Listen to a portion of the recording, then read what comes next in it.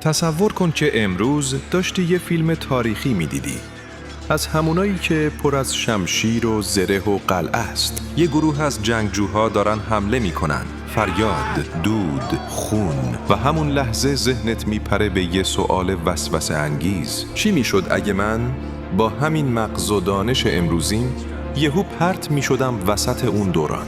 با همه چیزایی که از تاکتیک، علم و تکنولوژی میدونم، میتونستم بزرگترین فرمانده تاریخ بشم، یا هنوز قبل از اینکه لب باز کنم آتیشم میزدن. امروز میخوایم دقیقاً همین رو بسنجیم. نه دنبال فانتزی سفر در زمانیم، نه معادلات کوانتومی. فقط میخوایم بفهمیم اگه یه آدم امروزی با همین مغز و بدن و فهم توی گذشته ظاهر بشه، دنیا چطوری باهاش برخورد میکنه؟ و مهمتر از اون، آیا واقعاً دانش امروز توی اون دنیای خشن به دردش میخوره یا نه؟ بذار صحنه رو بسازیم. تو با لباس مجلسی و تیپ امروزی ناگهان وسط میدان لندن سال 1820 ظاهر شدی.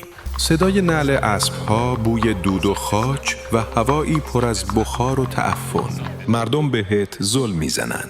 یه بچه با انگشت نشونت میده، یه پیرزن صلوات میفرسته. صورت تمیزه، پوستت برق میزنه، لباسهات هم از پارچه‌ای ناشناخته است. یه نگاهشون کافیه تا بفهمی تو اینجا بیگانه ای. اما فقط ظاهر نیست. اون موقع هنوز چیزی به اسم سیستم فاضلاب شهری وجود نداشت. بیش از 40% مردم تو خونشون توالت نداشتن. بوی خیابون یه ترکیب خطرناک از گل، زباله و فضولات انسانی. یعنی قبل از این که حتی بتونی بگی سلام، اولین چیزی که مغزت ثبت میکنه بوی مرگه. و این تازه نقطه شروعه. یکم تو شهر چرخیدی و یخت باز شده. تو وسط جمعیت میگی هی من از آینده اومدم. مردم یهو به عقب میرن. یکی میگه جادوگره. و قبل از اینکه فرصت توضیح پیدا کنی، نصف شهر دنبالته، چون یادت رفته اون زمان هنوز عقل مردم با خرافه گره خورده بود. یک کلمه اشتباه مساوی با یه اتهام جادوگری. خب فرض کنیم خدا بهت رحم کرد و از اون صحنه اعدام فرار کردی. الان باید ارتباط برقرار کنی، نه؟ اما یه مشکل دیگه وجود داره. زبان مثل یه موجود زنده تغییر میکنه. انگلیسی یا فارسی 200 سال پیش با امروز زمین تا آسمون فرق داره. یا عالمه واژه و اصطلاح یا اصلاً وجود نداشتن یا معنای دیگه‌ای داشتن. تو میگی اوکی فهمیدم. طرف نگات میکنه و میگه اوکی چه افسونیه. حالا فرض کنیم به یه مدلی تونستی حرف بزنی، ولی هنوز یه دشمن خطرناکتر منتظرت نشسته.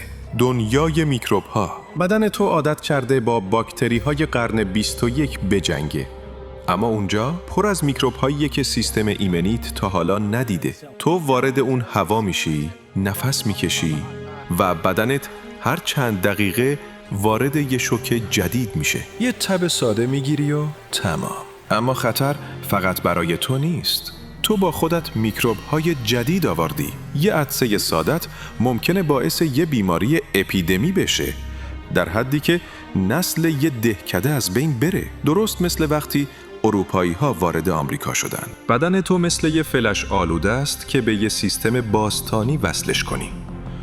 کل شبکه میسوزه. گیریم مثل فیلمای تخیلی، از اینم جون سالم به در بردی. تو هنوز امید داری؟ و میگی من میتونم از علمم استفاده کنم، یه چیزی اختراع میکنم، دنیا رو نجات میدم. ولی واقعیت سخت‌تر از اونیه که فکر میکنی. از کجا مواد اولیه پیدا میکنی؟ چطور فلز خالص میسازی؟ چطوری لامپ میسازی وقتی حتی برق وجود نداره؟ ما فکر میکنیم باهوشیم، ولی بیشتر شبیه کاربرهای حرفه‌ای دنیای آماده ایم که یهو از پریز جدا شدیم. فرض کن خدا دوست داشته و هنوز زنده‌ای و یک گوشه‌ای از شهر پناه گرفتی. تصمیم گرفتی از علمت استفاده کنی، یه طرح میکشی، یه چرخ میسازی، یه آتشدان بهبود یافته. ولی یادت رفته که اون دوران فقط علم کم نداشت، اعتماد هم نداشت. تو هر کاری بکنی مردم میترسن. یه شمع برقی نشونشون بدی فریاد میزنن جادوگره. برای تو این یه آزمایش علمیه. برای اونا دخالت در کار خدا. و قبل از اینکه بفهمید چی شده، توی زندان تاریکی هستی با یه تکه نون کپک زده و نگاه‌های پر از نفرت. حتی اگه از این مرحله هم جون سالم به در ببری، حالا نوبت زنده موندنه.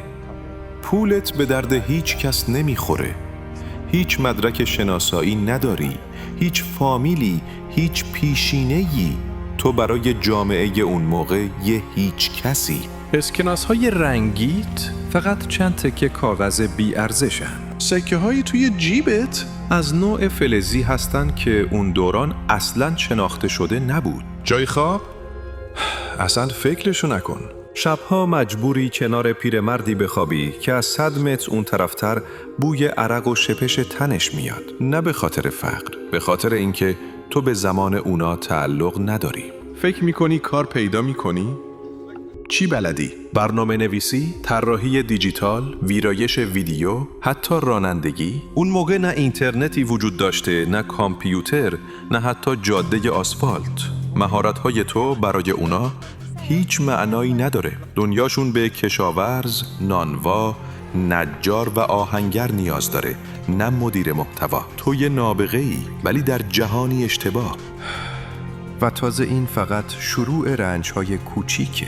تصور کن شب توی اتاقی تاریک، فقط با نور یه شمع. دندونت درد گرفته، اما نه دندون پزشکی هست نه بی‌حسی. چاره فقط یه چیزه، با انبر زنگ زده بکشنش بیرون. میخوای بخوابی؟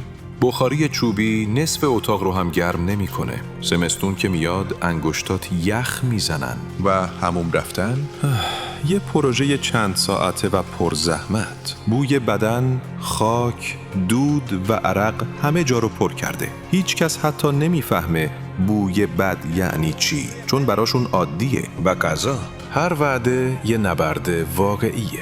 آب تمیز پیدا کردن خودش یه مأموریت مرگ و زندگیه. هر لیوان آبی که میخوری ممکنه 100 تا باکتری توش برقصن. یخچال وجود نداره، غذا زود فاسد میشه. یه نون خشک و یه تیکه پنیر ساده میتونه غذای شاهانه حساب شه. و تازه اگه شانس بیاری، چون اکثرا مردم گرسنه‌ان. حالا بیا یه سوال سنگین‌تر بپرسیم. اگه یهو به گذشته بری، واقعاً باهوش‌تری یا فقط بی‌دفاع‌تری؟ ما همیشه فکر میکنیم مغز مدرنمون، ذهن تحلیلگرمون ما رو از اجدادمون قوی تر کرده. ولی حقیقت تلخه. ذهن ما بدون تکنولوژی تقریباً هیچ کارایی نداره. ما توی دنیایی بزرگ شدیم که برق و فناوری و علم مثل هوای اطرافمون همه جا حضور دارن. اما این چیزا رو ما نساختیم، فقط بهشون عادت کردیم. بدون اون بستر، هوشمندی ما تبدیل میشه به یه شوخی تلخ. تمام دانسته هامون درباره فیزیک و شیمی وقتی هیچ ابزار و زیرساختی نداری میشن فقط حرف. میفهمید چقدر وابسته‌ای، نه به علم بلکه به تمدن. همون دانشی که فکر میکنی برتریه میتونه تهدیدت کنه. و یه چیز دیگه هم هست. تو از حقوق بشر حرف میزنی، از آزادی، از برابری، ولی اون زمان بردهداری قانونیه. اگه پوستت تیره باشه یا لهجت فرق کنه، به چشم یه موجود درجه 2 نگاهت میکنن. اگه زن باشی، حتی اجازه نظر دادن نداری. و اگه مردی از قرن 21 باشی و بخوای درباره عدالت و آزادی حرف بزنی، میخندن بهت و کلی مسخره‌ات میکنن یا هم گردنتو میزنن. حالا دیگه میفهمی سفر به گذشته فقط ماجراجویی نیست، یه کابوس واقعیه از جنس تنهایی، بیگانگی و بیقدرتی مطلق. و حالا با یه سوال تنهات میذارم. آیا واقعا دوست داری به گذشته بری؟ وقتی میدونی هیچ چیز اونجا برای تو ساخته نشده؟ میتونستی با مغز امروزیت ولی بدون اینترنت، دارو، برق و امنیت فقط یه روز زنده بمونی؟ بنویس تو کامنت ها اگه قرار بود به گذشته بری به کدوم دوران میرفتی؟ قرن شجاعت یا قرن وحشت؟ و اگه از این ویدیو خوشت اومد لایک کن، سابسکرایب کن و آماده شو برای قسمت بعدی، چون دفعه بعدی قراره بفهمیم چی میشد اگه هیچ کس نمیمرد.